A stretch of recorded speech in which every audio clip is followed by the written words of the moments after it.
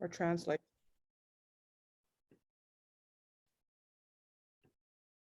All right, we're so glad you're here tonight. For our training tonight, or for our parent meeting tonight, this night is really about you and what we can learn about supporting our children throughout this year. And in particular tonight, we're going to talk about social media, Discord, gaming, all those things that our kids are doing on screens and in the digital world. To try to understand as parents, how are we framing ourselves and how are we framing our children around a very important topic.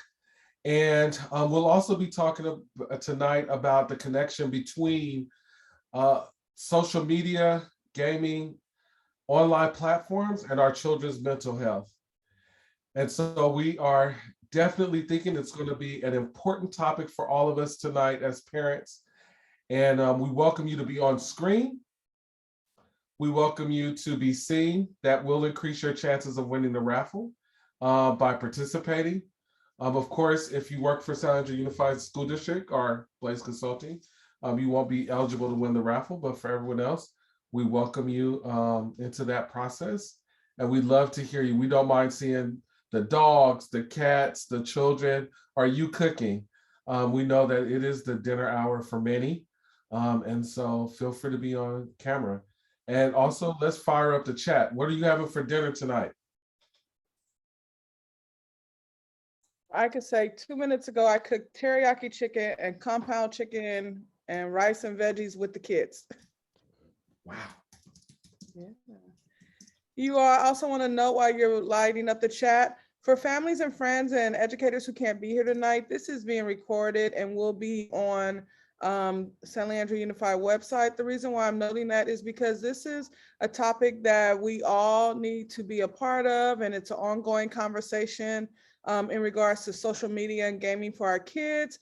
And so tonight won't be the last night that we have time and space for this, but please let people know if they couldn't make it, they can watch the link to kind of get some tips and hear what other families are going through as well.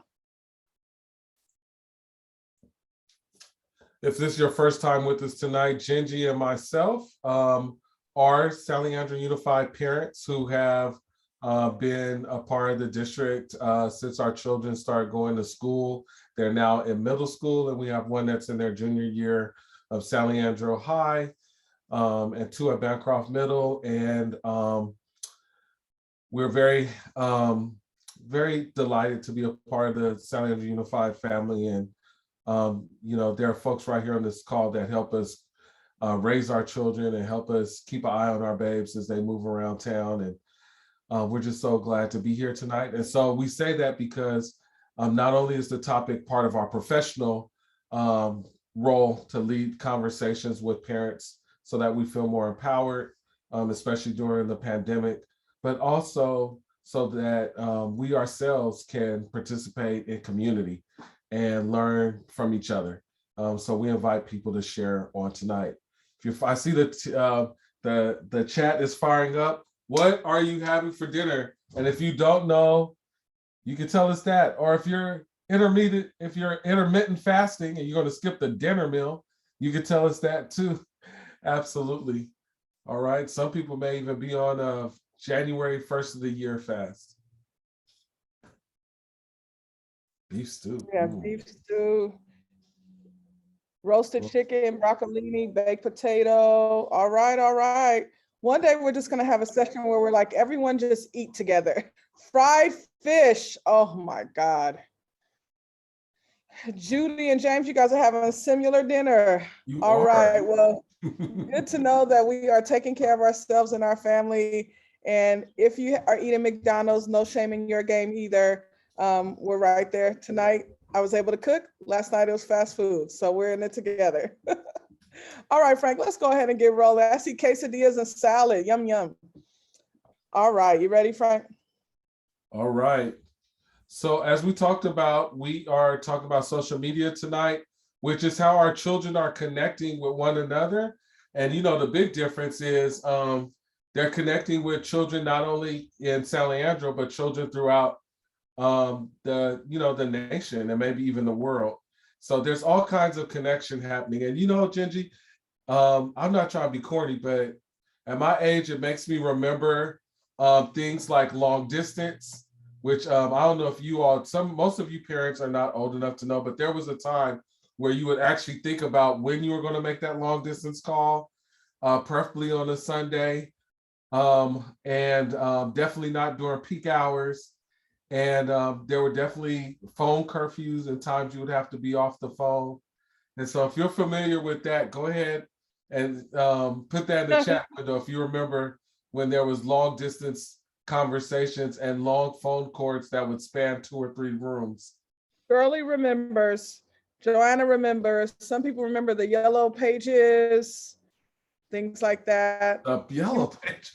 Remember the days where there were no mobile phones, and some don't. And the reason why we're also saying this is because whenever you grew up and when your childhood was elementary, middle, and high school, what our kids are now living in is different in regards to technology, in regards to social media. And as we learn as parents, raise your hand if you realize your child is learning faster than you. Oh my God. So as you learn, or the students you work with, and I was telling someone today, an aunt needed technical assistance, so I called one of my kids over and I said, they were born into this, different than us now learning it. And so tonight and over time, we want to talk about that as parents, where we feel safe, and guardians and educators to explore and look at challenges and probably how some of us navigate. And so let's keep it rolling, Franklin, and see where we go from here. Our chat blast for today is, how did you know what was cool growing up? And how concerned were you about being cool? Sometimes we forget what it's like being a kid or early adolescence or a teenager. So let's remind ourselves, how did you know what was cool growing up? And was that even your concern? How did you know it was cool growing up? Like, I know that. And you can say it out loud if you like. Can people talk out loud as well, Frank? Yeah, please, somebody unmute yourself and share. How did you know what was cool growing up? I went to a Catholic school and I was always pretty introverted. Mm-hmm. And it seemed to me that cool was whoever the girls in the group who probably, even though we wear uniforms, they had the most friends and they invited you to their parties. And the one thing I remember about this is when I got to, I think it was K through 8. When I got to 8th grade, I realized that because most of the kids were white, and I think I was in the 8th grade, maybe one of the only Black ones. Wow. And so they had a birthday party. And up until that, from like kindergarten to 8th grade, we were all, pretty good. But when we got to 8th grade, they had a party and I didn't get invited. And that's when I knew that I was different, so to speak, because I'd always been pretty much sheltered in Catholic school. But for me, that was the beginning of me realizing that you were indeed, you weren't accepted anymore. So that kind of hurt. So it was a learning tool, though. It's a learning tool because I can relate to any race. And that's the way I teach my grandkids, that you know how to talk to and respect everybody. So yeah. Please, I want to lift up a couple points you're saying. One, you knew because of the social groups around you, the peer groups, whether they were your group or other groups that were at your school site. And then you also knew, unfortunately, and I think some of us experienced that, by not getting a physical invitation to the party, right? And so those were some of the ways we knew what was cool and not. Is there anyone else? What were other ways that you knew these things? I think Shirley said something here.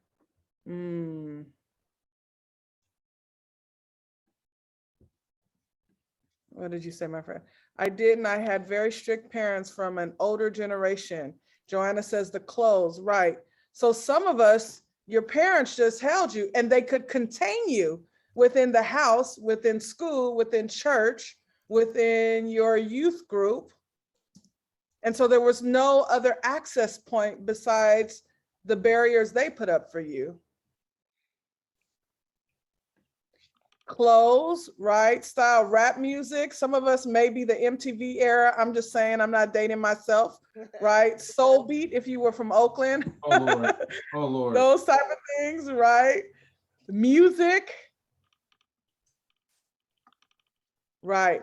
Catherine says, yes, the clothes, but how did we know that their clothes were better? That's a great question, right? Brands, all those. All the girls were wearing it, right? Mhm. Frank, Who you want had- to tell me your overall story? Not just playing.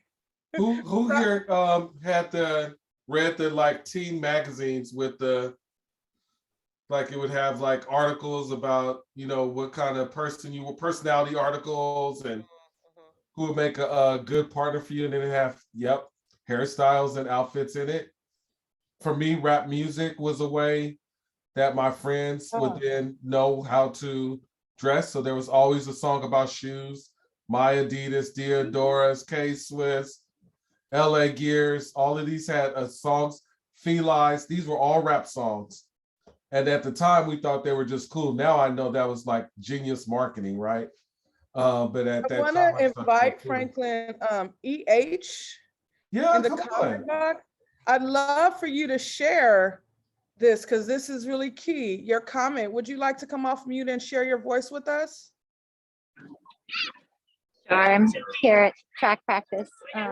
But yeah, my Okay. older sister is 6 years older, and you know, pretty much even my friends felt like my sister was cool. So even getting her hand-me-downs, I was like ahead of the fashion before my friends, and they were just her hand-me-downs. So it was win-win, I guess, for everybody. Yeah.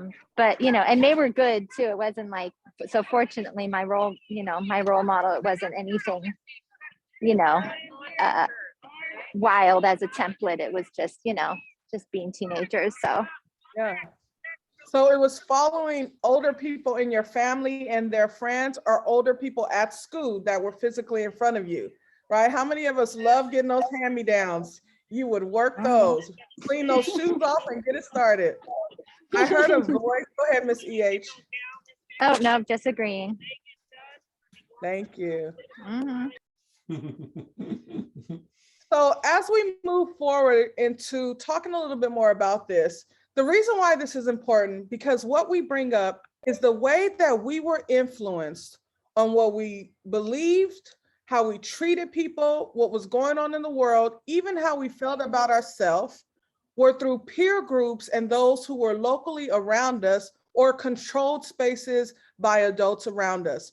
And even not, if not controlled, you still weren't interacting with people who were 500 miles away, whose parents you didn't know.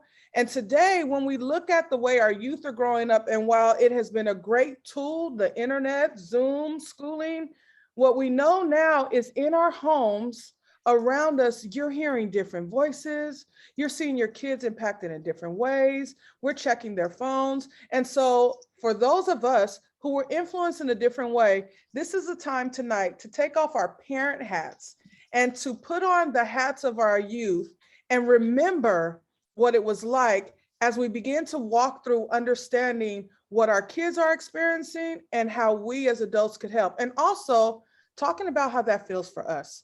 How many of you sometimes really feel lost around what's going on with your kids on social media and Discord, or it's another job to manage? It's a whole nother job. And sometimes you realize you've been working so hard and 2 weeks have gone by and you haven't checked that cell phone. You haven't asked them what they were doing because it's a new job. Jennifer P., I saw your hand up. Were you just agreeing, or did you want to say something, my friend? Great. All right, Franklin, next slide. Oh, Miss Judy, I'm pleased I see your hand. I just want to say I'm probably old school, but I don't allow them to go on social media. So yeah, no. Well, let me point out what we mean by that. Thank you for saying. So one night, James knows this, we gathered the kids around the table, and our young kids, they don't have social media accounts. but they play Discord. They have, I almost said Timberwolves. No, they have, where's the thing that they build, the little blocks? Minecraft, right? They are on other platforms that aren't social media that we think are gaming systems, but they are social platforms. And they are platforms. Our youngest, as we move on, we asked him, when was the first time you interacted with an adult or someone that made you nervous? And he said at 9, and we were like, we were right there. He was like, Mommy and Daddy, you remember the first time you gave me headphones to put on so I could play the game? And the first time I heard a voice of a foreign person in my ears, it shocked me. And that was a social interaction. And these are things that, while we think it's Instagram, Facebook, Snapchat, these are also the gaming platforms that our kids are engaging with on a regular basis. And also these little tools we put in their hands where people text. Okay. Frank? So then the pandemic happened and our young people were forced to quarantine. Mental health was greatly impacted. It's now documented. Depression went up, anxiety, sadness, isolation. And so some of us as parents understood that social media and other online platforms and gaming platforms were now going to have to be a tool that we okayed so that our young people would not be as isolated, right? And so then they were on to those platforms, including Minecraft, and the ones that were age rated for their age, but they also had a chat function, as Gingy said. And so, so our young people are on that. So then our young people were on the online platforms, and in their sadness, they tried to find help for themselves. So let me show you a little stat. So about half of young people say social media has been very important to them during the pandemic for staying connected to friends and family. And 1 out of 3 says it's been very important for staying informed about about current events and understanding how to protect themselves against the virus. So we had George Floyd and our kids were on social media. And we had the verdict and our kids were on social media. And we had presidential and midterm elections and our children were on social media, and an election and an inauguration and our kids were on social media. And so they were getting info. And then we had the virus itself, right? And our young people were on Discord sharing that. There was the stats go on to say that 43% of 14 to 20-year-olds say that when they feel depressed, stressed, or anxious, using social media usually makes them feel better, compared to 70% who say it makes them feel worse. And this is up 27%. But I don't want to, and that's significant because just prior to the holidays, the Surgeon General named children's mental health as a significant challenge in the nation. And it's the same thing in California. And the groups that are most impacted, besides all youth, are Black and Brown youth. And even more than that, are youth that identifies LGBTQ. 90% of Black youth have used digital media to get health information online. 93% of Hispanic and Latinx youth have used online resources to get health information. A third of both have encountered racist content online. And as you get older, you'll see that those numbers go higher. And I want to note, as a very diverse community that touches many different cultural groups, religious groups, that we can look at statistics all day that show that all youth have been impacted greatly and that those percentages will be pretty high. And so tonight, as we show you those specific targeted groups, we want to let you all know that we know this is another thing that brings us together as community, is that every one of our young people are touched by this. And in some way, we are too. So how Before we does, move on, oh, sorry, go ahead, Frank. We're so passionate about this topic, we could just do 5 workshops separately. absolutely. So how is this striking people? How do you all feel about what you're hearing? Is this connecting? And let me ask you a question. Using the reaction buttons, just give us a thumbs up if your kid is using any kind of chat, social media, or gaming, including Minecraft or anything else like that. I know my kids on Discord. I don't know if you guys have kids on Discord.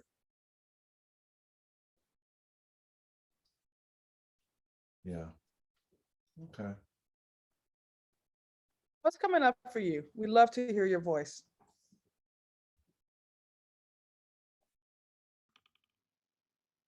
Were you speaking to me directly? Oh, I'm sorry. To everyone, but raising yes, my if you hand felt just- that, go ahead. No, I was just raising my hand to say that my daughter is on Discord.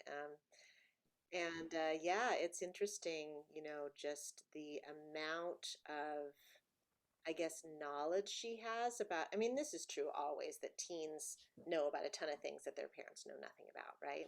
And I remember my parents knowing very little of what I knew, but then also, whenever I would play a game or do something, my parents were right there. You know, there wasn't like this whole other, they were conscious of what I was doing. Um, or I wasn't allowed to have a phone in my room, so I had to talk downstairs on the rotary phone, and I would sit Yeah. on the step, and the cord would be. Yeah. So I remember I would try to have public or private conversations, not always successfully, but so yeah, it's interesting. I mean, I used to check my daughter's phones, but I kind of got away from that after a while because they really felt like it was a violation, which I can totally understand. I mean, I wouldn't have wanted my parents to be knowing what I was saying on that rotary phone, you know. I mean, they couldn't hear everything I was saying. But, you know, I've also talked to them about safety. So it's a tough one. Yeah. Catherine, thank you for sharing so much, because we are also in a time also where we are giving our children space, where we trust them, where we want to, give them privacy. And part of the difference when we were young is we didn't have access to the world at our fingertips, Right. and also those that maybe didn't necessarily have good intent for us. And so one of the suggestions, and we'll give some support, is that when we noticed our kids on Discord, we let them know, or we made rules again. We revisited it more, the more information we got, and we said, hey, can we talk about how we engage this together? Periodically, I'd love to sit down with you and have you show me what's going on, or I'm going to review your stuff. Oh, mom, why? Because my role as adult, I'm not going to judge what you say. I'll be okay. But I also just need to see what communities you're in, especially because on Discord, they join numerous communities. And the way you find those communities is you have to sit and look at their list, because when we're in front of them, the community they have up is the community they want us to see.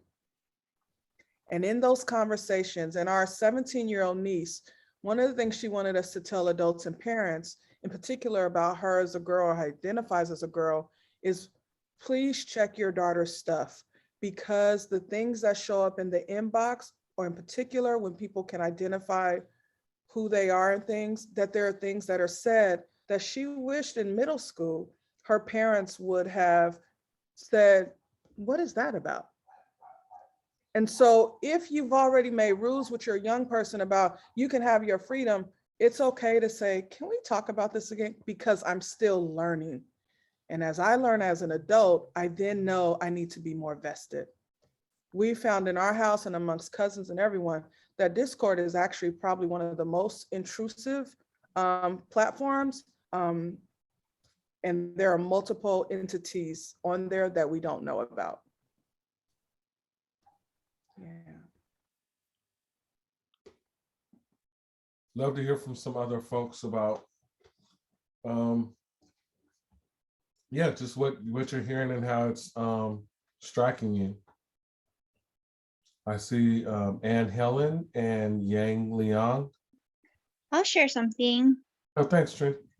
For me, it's hard because we're in a generation where, COVID times, we can't really hang out, and how we keep in touch is through social media, right? Whether That's it's right. Facebook, Snapchat, Instagram, and the kids playing Roblox or whatever it is, like that's the way of them engaging with other humans, For me, my daughter, I do check her stuff. Not that I don't trust her, I just don't trust them. And then she's just at an age where she's trying to figure out her friends and her groups, and the things that they talk about are inappropriate. And so do I check her? Yes. Do I trust her? Yes. But also I don't know what kind of crowd may influence her in a bad way. So I could do everything that I can do, but I just don't know how that's going to play out, right? Yeah. I think that is so important for all of us parents. You give us a good tool of letting them know it's not that I don't trust you, but it's that I don't trust that. That's really great, Trin. Yeah.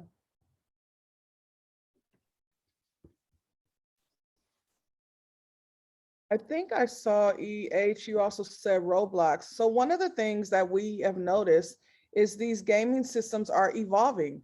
And so the Roblox we signed our kids up for 5 years ago has also changed. And so sometimes one of the things we also do is watch YouTube videos to see how things have changed. But thank you for saying that, because some of our younger kids are on Roblox and certain platforms that our older kids are not on. Yeah. Frank, I want to offer a tool. Are you moving into tools? Oh, I can, yeah, sure. Or next slide. Yeah. Okay, cool. Bringing it up.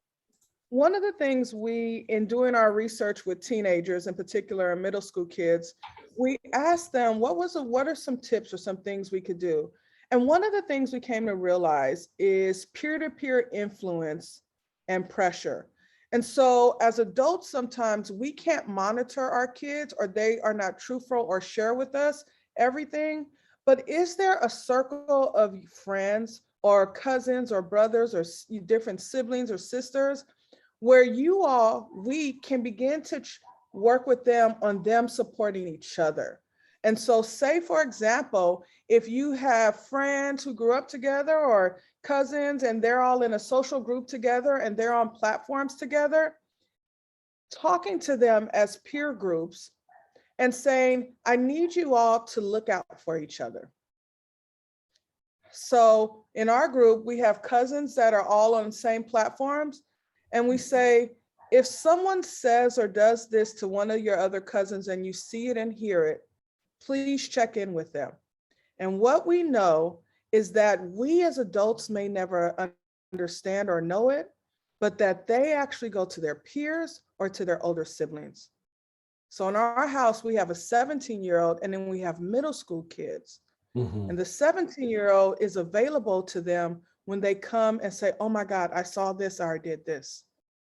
And so if you are not that person for the young person in your house, we can begin to try to identify who their peer groups are and try to begin to teach them and show them social media and gaming responsibility and how to take care of each other, just as if they were on the playground together. Remember when you were on the playground as a kid and some of us had people who came and checked in on us, or we went and checked in on people? Now we have to figure out how to transfer that into a social media and gaming platform. Frank or anyone?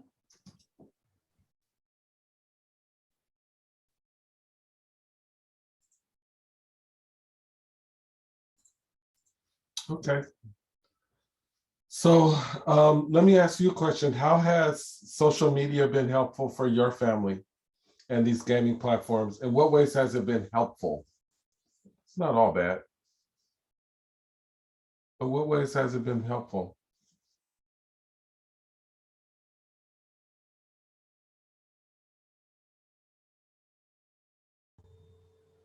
Sí, buenas tardes. Joana, ¿me puede traducir? A mí me ha ayudado comunicación con mi familia, con los maestros, hacer un vínculo con la escuela y relacionarme socialmente, se puede decir, con las mamás de los compañeros de mis hijos.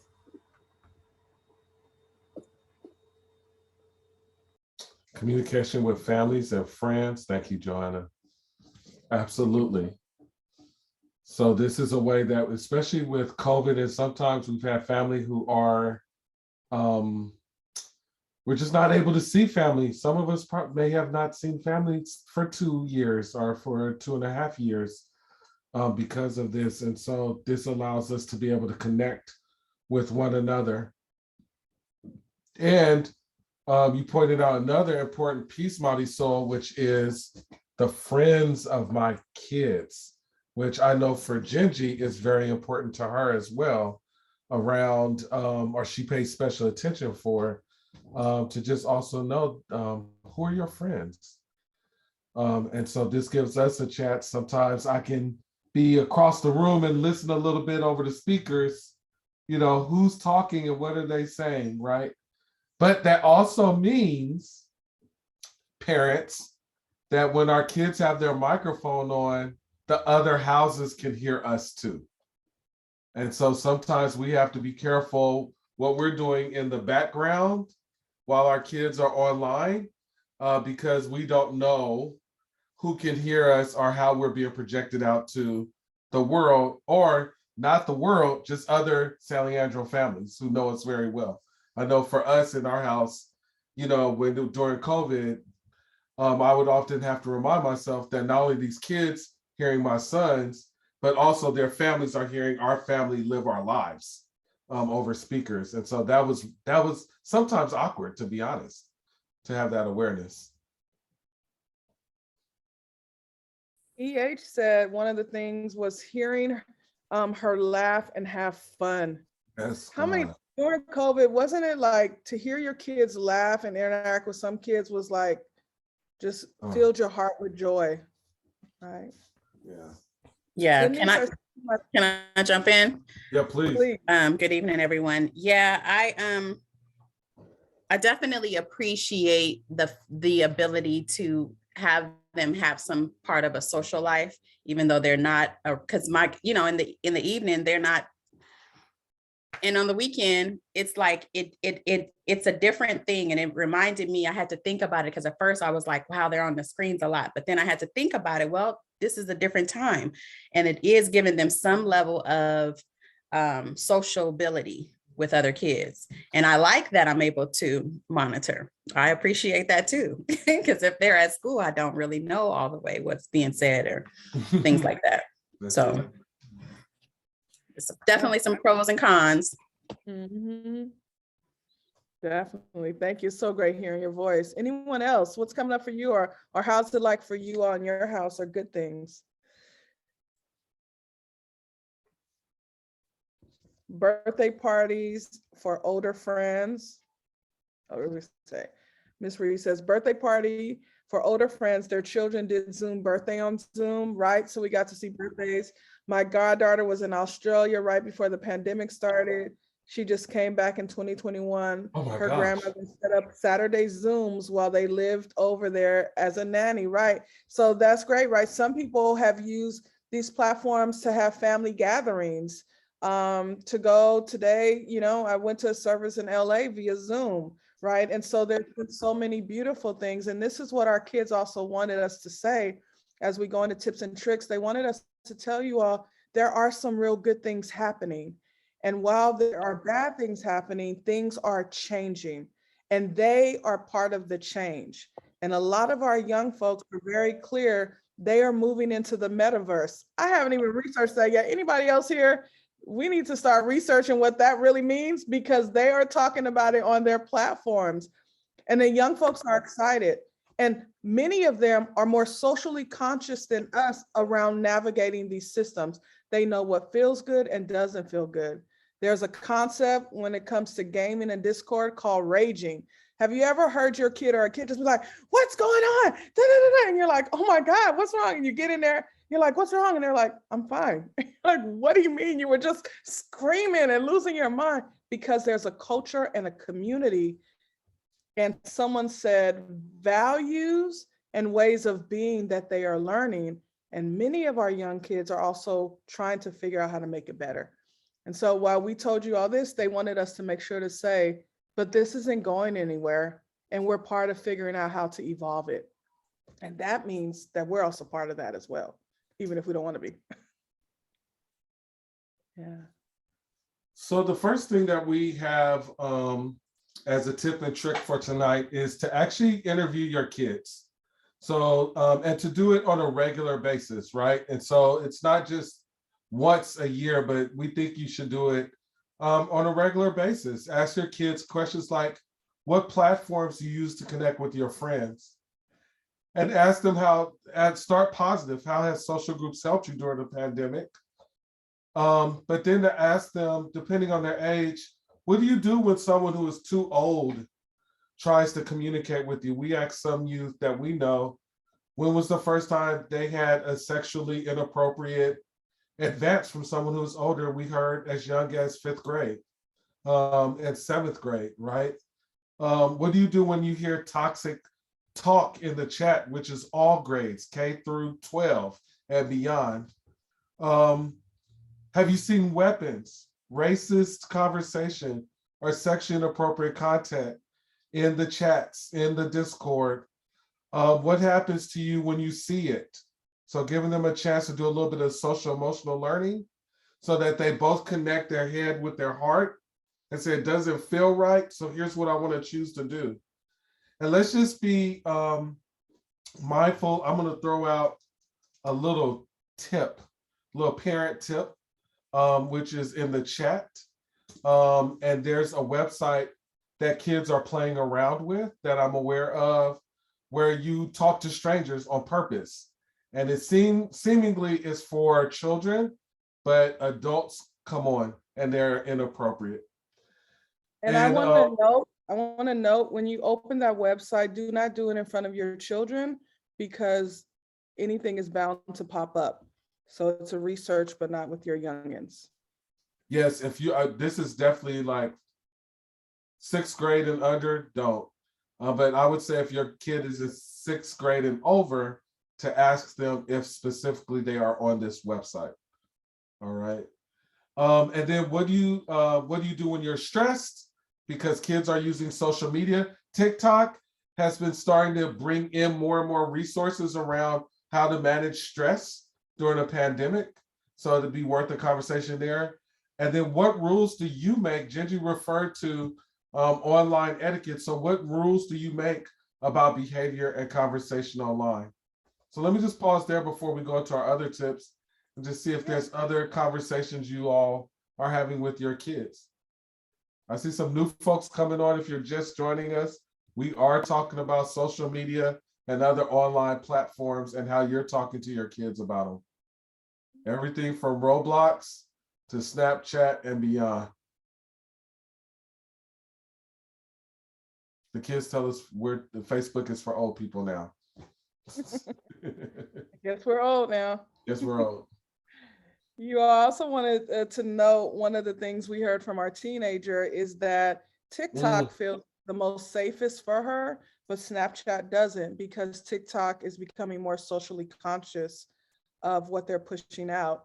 And then the second part, if you have a hard time having this conversation with your young folks or they don't talk, here's a trick. I'm whispering because they're all around. Call over their friends and cousin, host a dinner, take them shopping, put them in a car, turn on music, and start asking questions.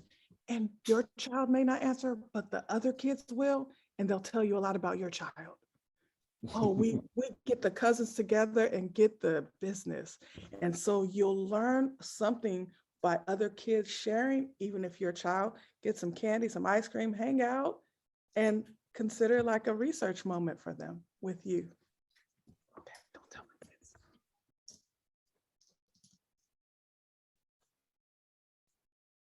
Oh my God, that was funny, Gigi. Thank you. EH, I see you have something in the chat box. Do you want to share, my friend? Oh, it's clear. Go ahead, EH.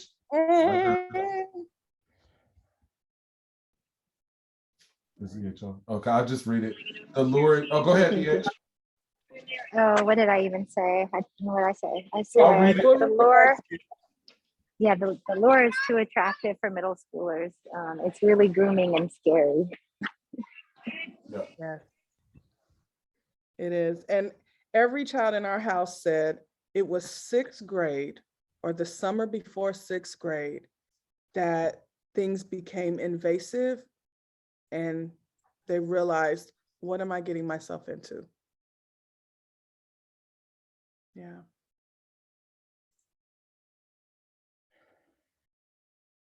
You guys okay out there? Are you a little shocked? Are you breathing, or is it hard to hear? Or do you know?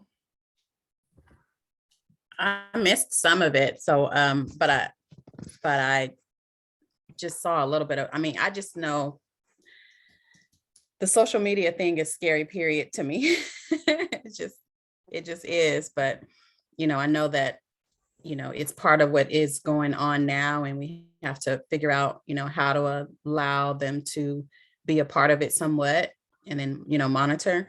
I've actually, my third grader will play Nintendo, and sometimes he plays Fortnite, and they get on there and they play with their friends, and but then they also can meet new friends. And I've had to go on there, and just the other day, somebody said, "Is that a mom?" I'm like, "Yes, this is a mom. This is a Right. mom. Yes, you guys better get some act right in this on here." And then they apologize, and you know, it's all that. But it's scary. But I don't know what my daughter is going to be going into middle school, so you know, part of it is I feel like you know, what their friends introduce them to these apps, because I don't even know, I haven't even heard of that one that you just mentioned. Yeah. So You're right, my friend. The friends introduce, and they also know which ones not to tell us about. Especially when it comes to understanding themselves and their bodies and little things that we go through in puberty. So it's good to do that research. And also, you know, sometimes we just listen and then we write down what we're hearing to research that with the kids. And then Alexandria, I hope I'm saying your name right. You said, what do you do if your teenager won't talk to you? Well, the great thing about this is this has been happening for generations. So this is not just social media and platforms. But if you are concerned, there's a couple things we found. Our high school student has identified a couple teachers and principals at the school that she can go to talk about things that she wouldn't talk to us. So are there other adults that maybe you can have your child talk to if they don't talk to you? I tell my children, I want you to tell me everything, but if not, find a safe person to talk to.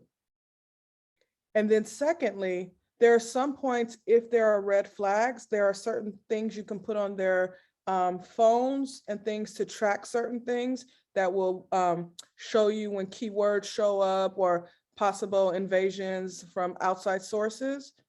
And then the other thing is maybe sometimes taking your child into a different setting and sometimes sharing with them what it was like for you at their age, and then asking them, can you talk to me about what life is like at your age? And then here's the magic thing. You guys ready for this?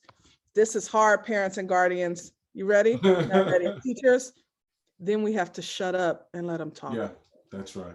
Not correct them, That's not right. punish them, but listen to them. And when we ask questions, that we ask questions for understanding so that we don't shut them down. There are some things we have to kind of check, but initially, just listen. How many of you find it's hard to be quiet sometimes and let your kids teach you or tell you what's going on? Right. All right, the chat box is going off here. Okay, Miss Reeves, yes, I wanted to say the Oculus, you all. There's the Oculus that is amazing. We've loved it. But Megaverse is in the Oculus, and they are on different platforms. And my son will play it in his room next to mine. And what we have found is they are literally engaging with other people and visually seeing. So this is the place where we can't see because it's gone into Oculus. So sometimes maybe playing it with them or saying, hey, let me give you the Oculus. I want to go where you're going. Okay, I want to read Alexandra's. Do you want to talk, my friend, out loud? Wow. Right. Right. Great. So let's go ahead and let's talk about this together as community and see if we also can come up with some thoughts and ideas. Got it. Can't talk right now. Got it. See, they don't know what we're doing on their behalf, right? You said my 13-year-old son has 15,000 followers. He is on the phone till very late hours. He tells me all other classmates are the same way. How can I monitor this activity? Is there a spy app? There is always a spy app. That's the first thing I want to say.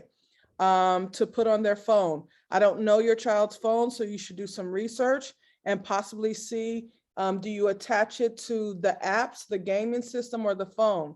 The other thing, and all of us parent very different, but let's talk about safety here. When your child has 15,000 followers, what our nieces told us is you can assume not all of them are the right folks. And so what we're told is check their DMs or their messages at times, not what you're just seeing there. The other thing is not all their classmates are on the phone really late at night. How many of us here have time constraints for our young folks on their phones and things? This may be the time, and I'm not saying it won't be without some tension, where you actually set some new boundaries and say, hey, at 9 o'clock or whatever in your house, phones off, phones down. And on our phones, we have certain things where I can see if their phones are on, or you want to know the big thing? Turn the Wi-Fi off in the house. Yeah, they're going to be mad at you, but one day they'll understand. Any other thoughts or tips for our community here or what to do in these situations? My son will not let me touch his phone. He won't answer any questions. Okay. I'm trying to think if we go old school parenting here or progressive. Franklin. You're progressive. I know you'll do. There you go. Okay, so we'll walk the line. One thing is, if you have gotten that child that phone, it may be hard to reset boundaries, but for their social, emotional safety, you may need to reset boundaries. And if your child will not let you touch their phone, I have to say to anyone here, that's a possible red flag. And so when they go to the shower, you can take their phone, or you can sit them down and say, please bring me your phone. We need to look at it. And so I'd love to know more in detail at some other time. But if that is the case for any of us, then we actually should be a little more curious. Franklin, anyone else? What do you guys think about that? I would say there's got to be a way to partner with them in terms of, bringing the conversation not around the phones, but actually around who they are, what their values are, what they stand for, and if they're consistent with what they present to you as a parent and who they are at home. And so I think that's a different way to approach it, where you make it not about the phone and literally what's on the phone, but about who are you and what are your values, and do you have integrity, meaning that who I say I am lines up in every place. And they may say, yeah, absolutely. And that may be a different way of bringing that in. I think also your statement about bringing the friends in and inviting in real life, as the kids say, IRL, in real life, to invite more IRL into your spaces, whether that's like your friends come over or they're in the front yard or in the backyard, but let me see your peoples. So I would support that. Hey, Gigi, it's 5:53 too, so I just want to notice that went fast. I want to kind of wrap with a moment. You all know your families, your children, the children you raise better than anyone else on this platform. The way Franklin and I are working with our families, it may not work with yours, but what we're saying is in this season around intentional parenting for social media and gaming systems is to take time to think about how to engage your children on these platforms or young folks and what you need to know and want to know or what to create around them. One of the things I told my children, while our children are very open, I may have one that's a little, right? I said, I know you have to explore life outside of us, and it's through gaming and other ways. But I want you to know that I want to know all of you. And if there are different parts of you that I don't know, let's talk about it, because I will be here for you and to support you. But I don't want to lose you to this other world. And I leave that with you all because it's not going away. And as parents now and guardians, we have the opportunity to create new rules of engagement in order to support our kids' mental, emotional, and physical health. And honestly, for us as adults too, because some of us are spending a lot of time on social media and it's hurting us as well. That could be another talk with cups of coffee or something. All right. So our whole thing is don't be afraid, engage. And if they don't want you in, keep trying. Right. Any closing thoughts or comments while we get this raffle going?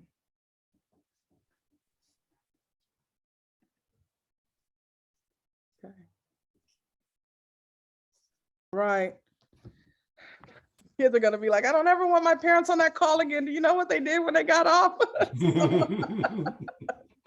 Reach out to us at Blaze Consulting as parents in San Leandro if you need to talk or go for a walk. We are all in community together. Your kids go to school with our kids in one way or another.